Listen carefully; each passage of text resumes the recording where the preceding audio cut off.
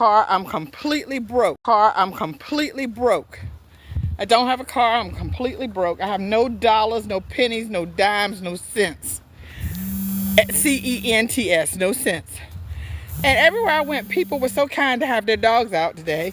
Hopefully because it was a beautiful day today. But sometimes people put their dogs out because they know I'm a saint. So kind to have their dogs out today.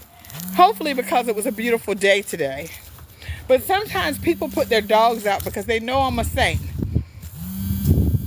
Not a saint. I'm a sinner saved by grace. So I use that word cautiously because if you're not a Christian or you're not a person that is church going or you don't believe in God, when people say saint, people get offended because they think you are holier than thou. But what they don't know is that saint is the word. Saint is a sinner covered by the blood of Jesus, which means when you see my faults, God sees his son Jesus. I am a sinner saved by grace. That grace and that mercy cost Jesus Christ his physical life, but he was transformed and he's a spiritual being. He's God in the flesh. And so when I say I'm a saint, and the reason why we have historical saints in the past is because they were sinners saved by grace. A lot of people don't know this. And if you're not studious, smart, intelligent, intellectual, and a reader, you don't know that Guinness, Guinness, Guinness beer, was created and made by an archbishop who later became known as a saint. Because saints are sinners saved by grace. That's all we are. We're under the covering of an almighty God. We can hold our head up again, even though we should be walking around with our head down, oppressed, depressed, suppressed. We can hold our head up again. Let me turn this around because you didn't see that. You didn't see that, what I just tried to show you in demonstration. I said when we should be walking around with our head hung down, when we're covered by the blood, when we're covered by the grace, when we're covered by the mercy of God, we can hold our heads up again because we're not sinners, we are saints. We are now covered by the blood of God. The reason why I make a big deal out of a circumcised man, yes, it's first natural. First is natural. Yeah, he physically got a circumcised as a child. And the first knowledge of that is biblical and historically documented in the Old Testament as a covenant between God's children, the Israelites, and a deity, a spiritual being, which is God. That was first commanded by God of Moses, that all of the male children would be circumcised. Going to be split. A split is going to be put there to remind them that they belong to God.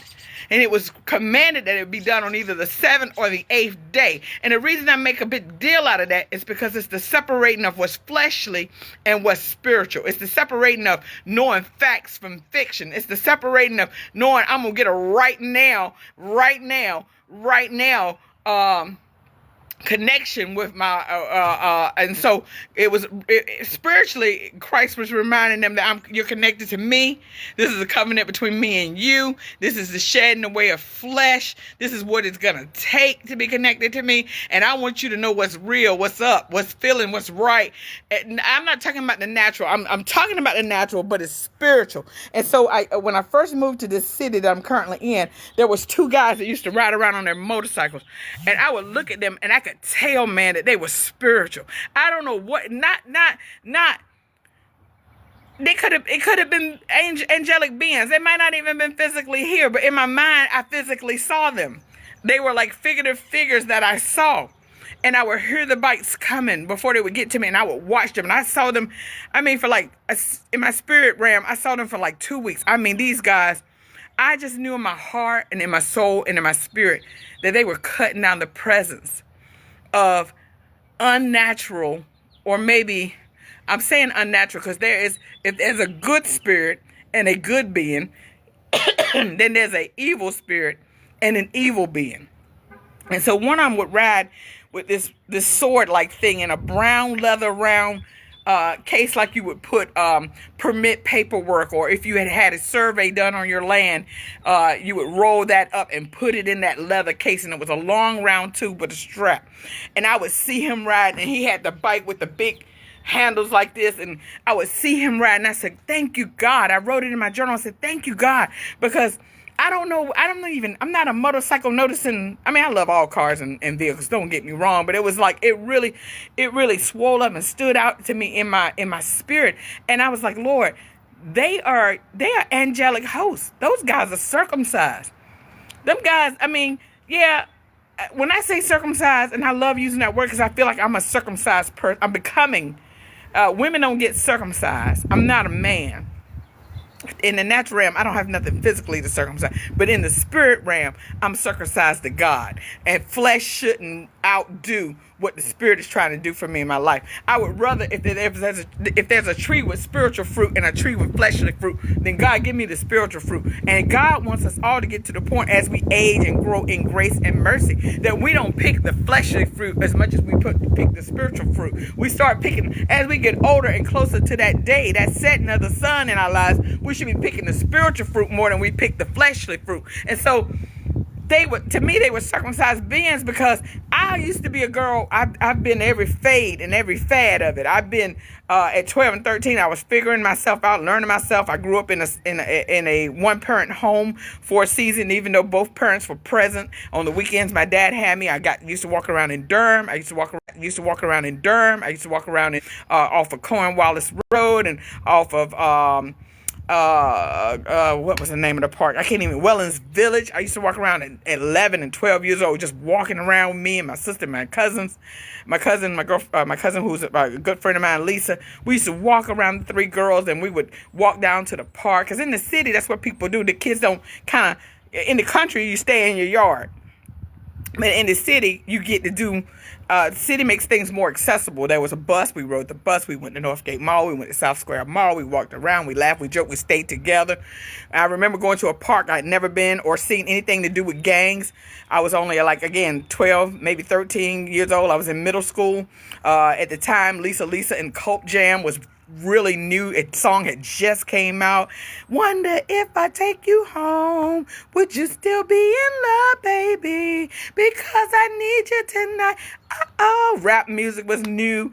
My daddy would buy me a stereo radio box that I would tote around every year for holiday, either birthday or Christmas. I would get a new box because I loved them. He knew that was something in my spirit that I loved. My sister was different. She liked gold jewelry and gold rings, but it was something in my spirit that I loved. My sister was different. She liked gold jewelry and gold rings, but I went through the tomboyish and I thought, man, I'm gonna be tomboyish for it. So I was break dancing and popping and locking and spinning, and I could get down on the floor and do the bicycle or the scissors. I could do that just as good as any boy. I could do the worm on the ground, wrap it. I mean, I could really do it. And so, not anymore. I'm out of shape and fat now. But anyway, so I would walk around, and I remember we walked to a park one weekend. We got there. My dad got us there. Friday night, we spent the night with aunt and uncles, and then Saturday morning, I woke up. We walked to the park. Me, my sister, my cousin. Never seen gangs. My uncle was down there because in the city, again, grown 30 to 40, 30 to 50 people who work, young black men and women, they join athletic clubs with the recreational parks. And so my uncles and them, they would play baseball or softball with the mixed teams. The mixed team is a team with boys and girls on it, or men and women on it. Then you had my aunt was playing volleyball down there. My aunt-in-law or step-aunt or whatever you want to say, my uncle's girlfriend at the time, she played volleyball, so we would go watch her. And so it was different because they were in Little Haiti or Durham or whatever you want to call it. People don't know it used to be known as Little Haiti, but it was a progressive area for African-American people. And so in the summer, we would watch my uncle play baseball. He was really good. Another uncle who played volleyball, military guys and stuff. So, another uncle. So we ended up at the park, me and my three cousins, not to get off subject. These little boys, they were about 12 or 13, some of them 16, some of them 17. We sitting in there just enjoying my sister, my cousins there, light skin, real beautiful girls. And then there was my aunt, another aunt, her two nephews was there with us. And so all five of us are sitting there on the bleachers. And there's a softball game, volleyball, people, tennis, all this stuff in the park. We're not paying no attention. We minding our own business because it's three girls, two guys, and we, they're not our cousins, but their aunt is dating one of our uncles, and so we're all there. And they got on brand new Air Jordans, right? These boys come from East Durham or South Durham or whatever. I can't even remember now because I'm so much older what part of Durham, but they was walking. So one of them had like a little wood bat, the little mini bats and all this stuff. And we sitting there not paying them no mind. My cousin, she's snacking on her chips. I remember just vividly. She stood back up. She's snacking on her chips. And I don't know if she felt something that me and my sister couldn't feel because I wasn't spiritual. Now, I was raised in church and knew how to sing all the songs. But being raised in church and being spiritual is two different things. And I wish to God that people would start teaching their children. They definitely need to take their children back to church. And they definitely need to teach their children how to walk in the spirit at a young age. Because spirit should feel when something is dangerous around you. If you're walking in the spirit of God, you can tell when you need to get out of when something is unsafe. Walking in the spirit of God, you can tell when you need to get out of when something is unsafe, or when you need to get out of the arc of something, or get away from something, or move. And so she was standing up. I was sitting down. My sister was sitting down. The other two boys were sitting down. Them guys walked from where they were, and they came to over there where we were, but they were on the other end of the bleachers. All of a sudden, one of them started counting 1, 2. They got to 10, and this boy got up and punched one of my cousins in the face. Now, back then, you wore fat laces, so the Air Jordans were white, red, and black. One of the first year, I think they came out, because they were the white, red, and black ones. I'll never forget. And he had them loose because they were the high tops, and so they were loose up here with that extra piece that went around the top of them. And that boy, the youngest one. The tallest one could run. He was in sports. And he took off running because they just hauled off and punched one of them in the face. And then all of those 10 guys came around, was beating him up. And we took off running. And the youngest one tried to take off running. But they picked him up by his ankle, had him upside down, hitting his head on the pavement, and took his sneaker off from the bottom and was taking the 2 sneakers off. And had got the sneakers. My uncle, somehow or another, the oldest one, had got all the way back down to... I don't know if that was, Welland Village was behind it, but the name of those apartments, which is now, they consider them like projects, I guess. I forget the name of them. Creekmore. It's 2 sets of apartments over there. Anyway, but the one we was at, he gets all the way back down there. And somehow or another, I don't know if my uncle felt it in the spirit, but he came down on his Kawasaki and he had a stick and he was trying to get to him. But them guys took off running another way. My aunt's nephew had blood and stuff on his head here. It was just terrible. I had never seen that before because, again, being in the country, kids play. I knew about games from going. I knew about hearing it on TV. I knew about that it was a culture with rap music. I knew about a touch of it from my dad taking us to New York during the summer for vacation. But I never seen or been anywhere around it where it would cause somebody to do that to us. We never started nothing. We were nice people, Christians. So it was just weird. But had I been circumcised in the spirit, maybe I'd have been standing up. Or maybe I'd have felt it. Or maybe we would have known to walk away before they got over there and sat on the bleachers. And that's what I mean about being circumcised in the spirit. Now, you can walk in the spirit and still not get everything right. That's life. But you need to be more in tune. When I say at the end of the movie, and I know it sounds like I'm being worldly, but I'm not. Y'all stay with me. When I think about the movie Equalizer, and when Denzel Washington says at the end, I know it was the blood. Here's a man that was hired to be CIA op or FBI or whatever he was hired to be, and sent to do things that he probably don't agree with. I don't think anybody would want to kill anybody. I know I don't. And at the end, he's like, I know it's the blood, because he's like, I didn't kill these bad people, but I know it was the blood that saved me. And he sings that at the end of Equalizer 3. And so, you just need to be circumcised. And when I think about those two guys walking around, I said, Lord, they're cutting something in the spirit. Something that I wasn't strong enough or didn't have or embody in me that God did not yet give me or gift me with. But they can see it in the spirit realm. And so they're doing something that maybe they were angelic hosts. I can't say they were two physical people, even though they were nice looking. One of them was a chocolate drop, one of them was a caramel drop. In my spirit, that's what I saw anyway. Whether they were physically real or literally real or figuratively real, I believe I saw them, and I'm not mentally ill or crazy, even though I've had bouts with some problems. And I'll just say that I've been oppressed and depressed, ill or crazy, even though I've had bouts with some problems. And I'll just say that I've been oppressed and depressed, not to be able to get a car on my own, not to be able to get a job, not to be able to have money in my own. Things are not flowing for me like they are, like they could be. So today I walked around, and everywhere when I saw dogs outside, and I was reminded of the story, and this is originally why I got up here. I was reminded of the story of Jezebel in the Bible. And a lot of people, when they can't get a handle on you, when they can't control you, when they don't agree with you or just don't like you, they look for the most negative thing to say about you. Or when you try to put a light on an issue that is biblical and say that homosexuality is indeed wrong according to the word. I don't hate nobody. Sleep with whoever you want to sleep with. If they get your rocks off, fine. Have at it. Do your thing. Be about your business. But for me and my house, this vessel, I hope to serve the Lord. Now, with that being said, I believe it's not right. And with that being said, that's what I was taught. That's what I believe. And that's where I see. I believe a plug goes into a socket. I believe a light has a receptacle. I believe stuff has to be plugged into. And you got to have something to plug into me with. And it should be your own. Okay? So, and that's just me. So I disagree with homosexuality. And I have a right, a God-given right. I got a mouth, a tongue, a voice, some air, a brain. You don't like me and you hate me and you want to ridicule me and put me down because I don't want to stand up for the flag and you want to force me to stand up for a rainbow flag. Well, shame on you. That is reverse bullying. I do not like it. I don't agree with it, but do what you feel. I'll never hate you. I'll never come against you. I'll never cuss you out. I'll never try to kill you. I'll never tar and feather you. I'll never hang you up. I'll never do what you like. But if you're real and you believe what you're doing is right, and you believe that God has made you that way, then what I'm doing shouldn't offend you. What I'm saying, if you really believe what you believe is real, then anything I'm thinking or saying should not be offensive to you.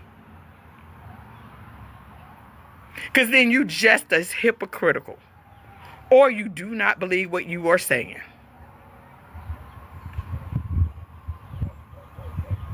You must not believe it in your core, in your belly. You must not believe what you are saying.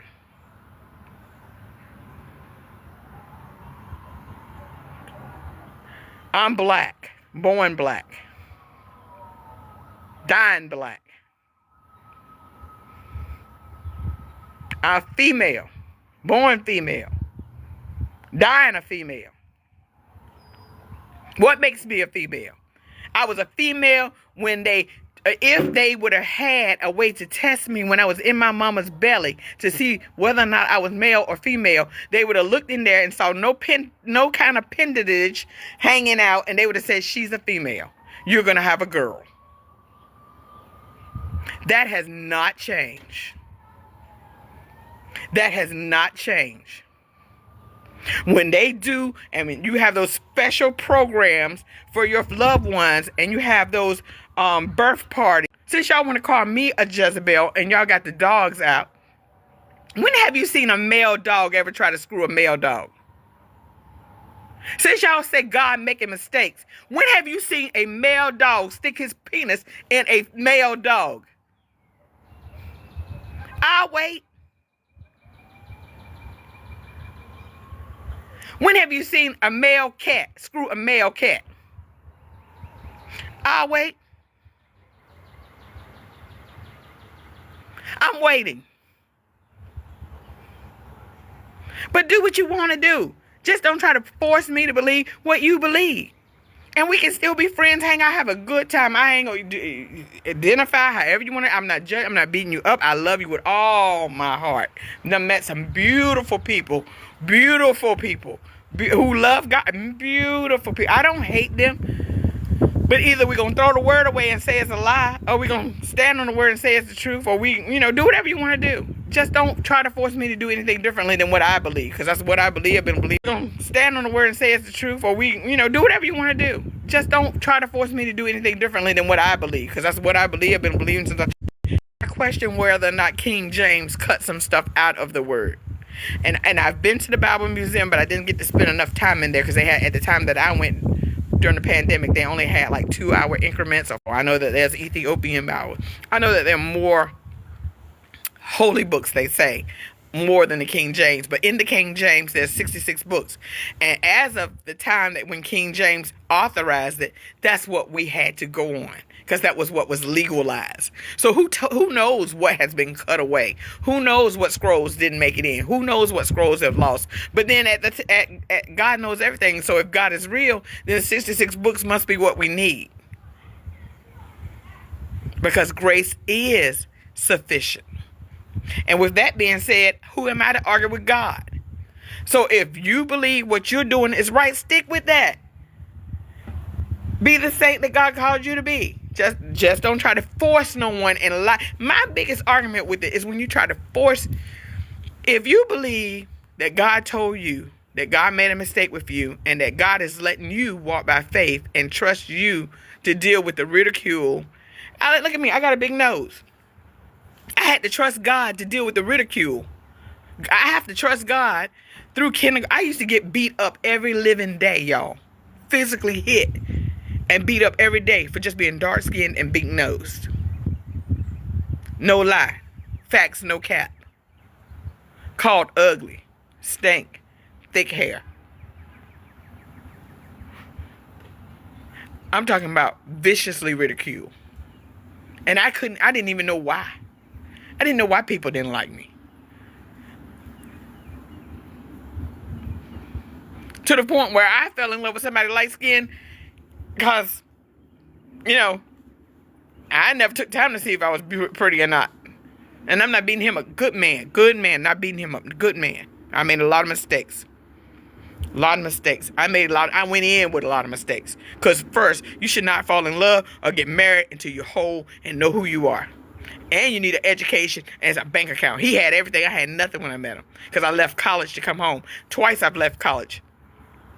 And and I'm not saying college is the only way, but you should not be falling in love and getting married till you can secure your own bank account, got some money. Because marriage is a big thing. I'm not saying people can't do it and come up together. I'm not saying two people can't be totally bootstrapped, poor, broke, busted, and come up together. I'm not saying it's not possible. And I'm not saying that the saints of old didn't do it, but that was their season. In the 50s and 60s, people like to throw the ages back in your face. People like to throw the past back in your face. Yeah, ain't nothing wrong with the 40s, 50s, and 60s, but that was, you was doing what was customary in your season. Everybody was poor. Everybody was eating, and everybody was doing the same thing. Now we in a different season. So when you try to tell your child, when your child comes home upset because they want just a decent pair of shoes, and you want to throw in their face, try to tell your child, when your child comes home upset because they want just a decent pair of shoes, and you want to throw in their face, nah, clean shoes. If you got to go to the thrift store and pounds to find some, I think he said it in that movie. Samuel Jackson said it in that movie about basketball. I was in school as a cheerleader. The sports teams dressed up on their game day. You came to school dressed up. You went to the next school riding on the bus dressed up. You changed your uniform in the locker room once you got there. You went dressed up. And he said, we're going to start implementing that here at this gang-written school. We're going to start implementing that you got to wear your shirt and your tie on game day. And some of the parents got mad at him. Now, here he is trying to make the best out of their kids. They got mad at him and said, you mean to tell me I ain't got no money to buy no tie? He said, there's a thrift store on every block. You can get a tie for 50 cents. So if your child is in need, that's your responsibility. Like it was my responsibility. And I failed my youngest child. I think we need a license to have children. I don't think nobody should be allowed to have a child without having a license that you've gone through some course. Okay, well, this is what it takes. Let's see if your mind is right. Let's see if you can love a child. Let's see that you know that you need to provide food for that child for 18 years and what a commitment that is. I think at this time in 2025, we need to have a license to have children.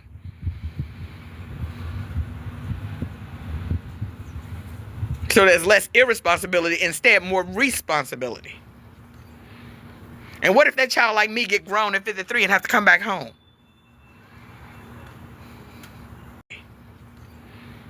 And what if that child like me get grown at 53 and have to come back home?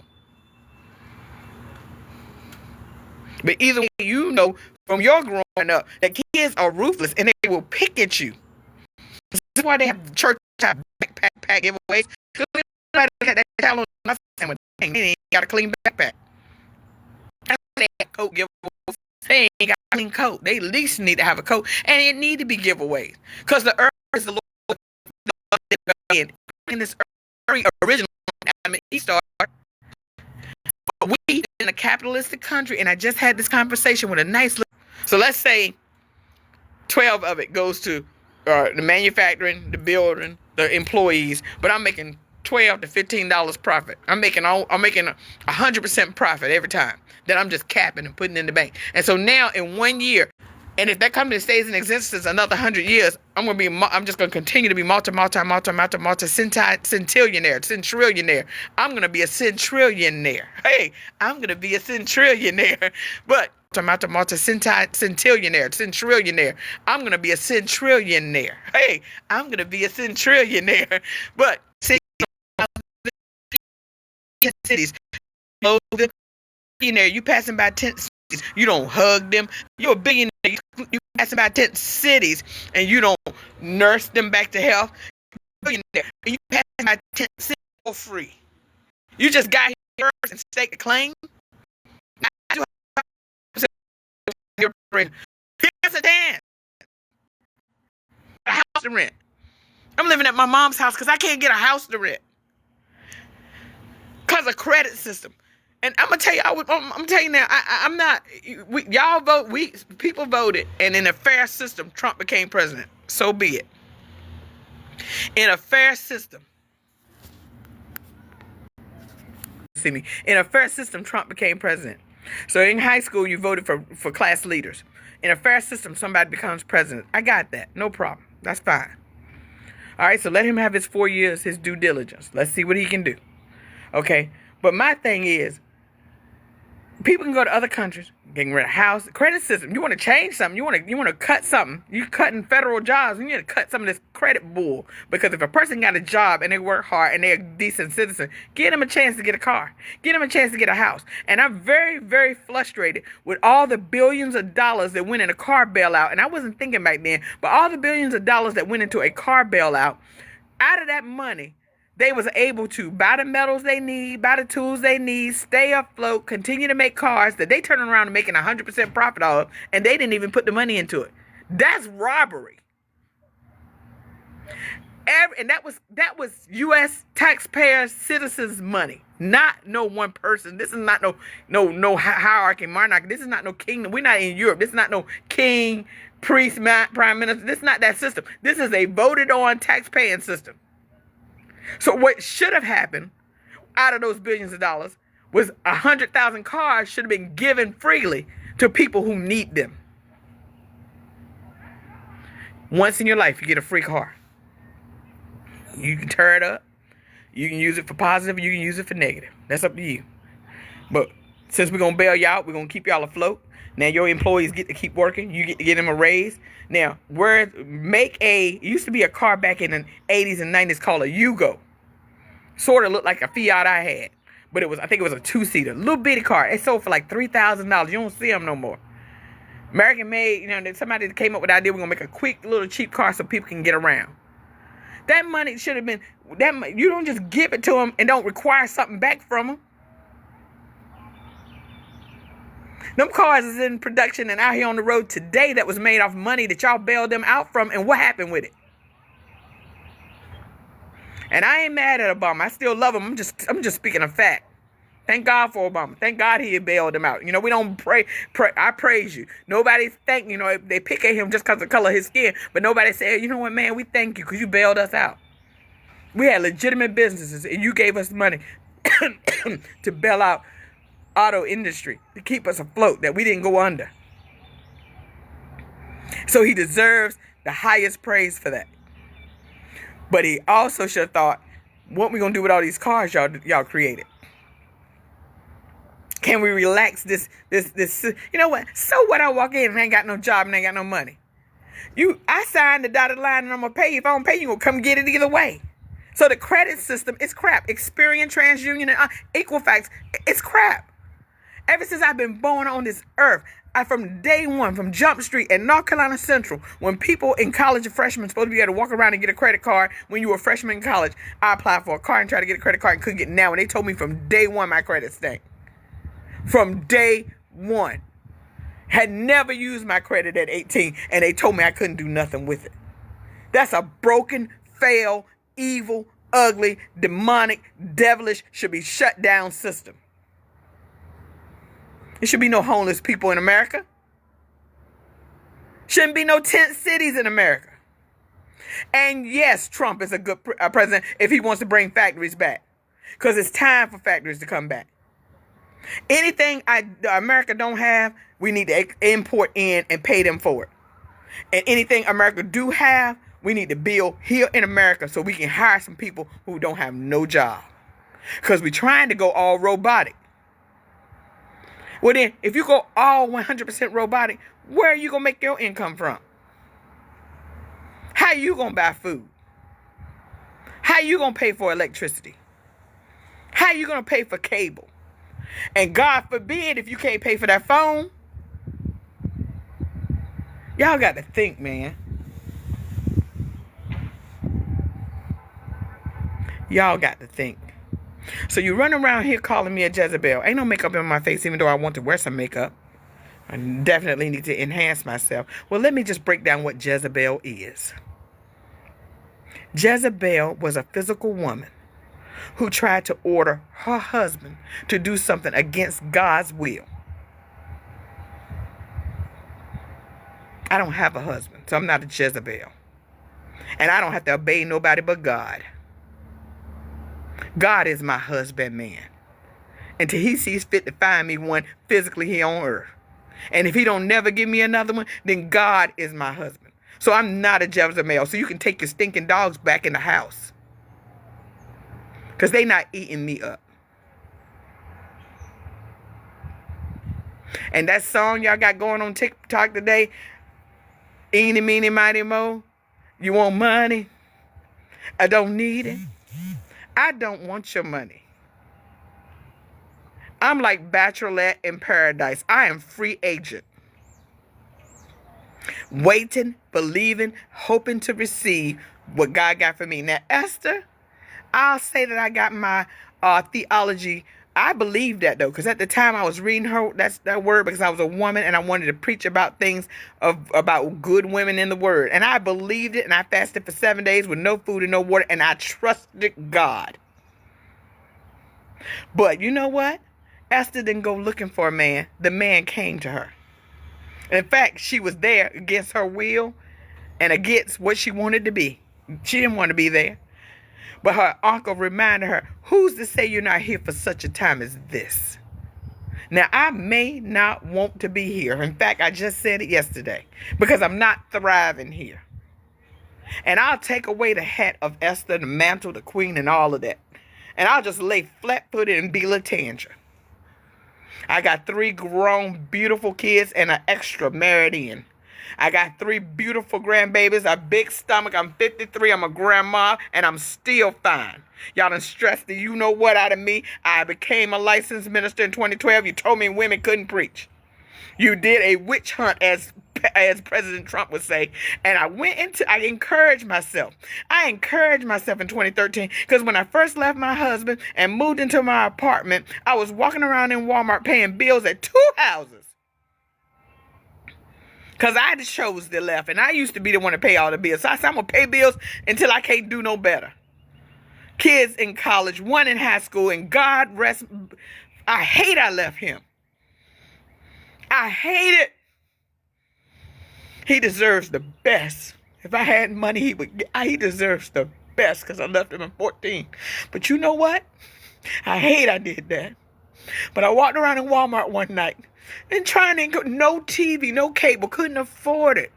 My mom or my dad gave me a little square old TV and an antenna, and I had a DVD player. So I bought some cheap DVDs because at the time Walmart had 3 for $10, or my daddy might have gave me some old DVDs. In fact, I'm lying. There was a pawn shop, and you could get like 10 used DVDs for $1. So I got the movie Invincible with Mark Wahlberg. Love that movie because it's a movie about a black sheep rising to the top. A person that did not become a pro football player through the normal ranks of playing a high school football and then playing college football. No, this was about an Italian man in Philadelphia who his dad was being laid off at the steel mill. Money was funny. He was working at a bar serving drinks. The Philadelphia Eagles was doing a terrible job, and I love Eagles. They were doing a terrible job. They were losing. It was snowing, and the new coach decided, I'm going to open up tryouts for anybody that want to come. And this man, I think his name was Vince Papale, he decided, all of his friends at the bar said, that's you on the news. They heard it. You need to go try out, Vince. And so Vince went down there to try out. And of course, being older age, he was slower, not as good as the young black guys that was, and it's not about race, but there were some younger black guys that came through college and had all the professional training and had all of the muscles and the skills. And they were much faster and they called him Pops. But lo and behold, he was the only one that got chose. You need to go back and look at that movie because I love the story of a black sheep. Because I'm going to tell you something. God can raise a black sheep from the bottom to the top. He did it for Esther. Esther in the Bible, her name was Hadassah. She was a Jew. Or a child of God. Because we don't know. I ain't going to go there right now. I could say something, but I'm not going to go there.